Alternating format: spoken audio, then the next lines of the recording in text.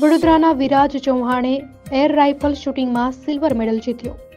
ઇન્દોર ખાતે 68મી national school ગેમ્સનું આયોજન કરવામાં આવ્યું હતું।